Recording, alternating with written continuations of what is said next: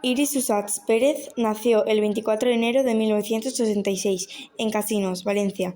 Durante toda su infancia se esforzó y estudió. Trabajó muy duro para llegar donde está.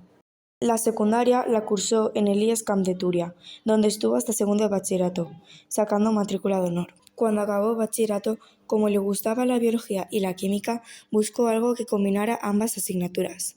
Estudió farmacia, tiene 2 másteres, un doctorado y estudió para ser profesora de secundaria. Trabajó en institutos y en un laboratorio de cosmética, antes de dedicarse a su trabajo actual. Hizo la tesis en 2015 y en 2022 consiguió la plaza de ayudante doctora, que es en lo que está trabajando ahora mismo.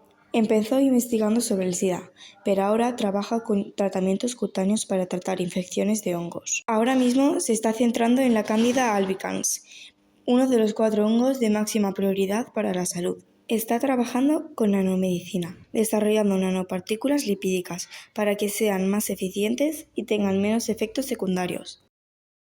Gracias a su increíble trabajo, se puede mejorar la calidad de vida de muchos enfermos.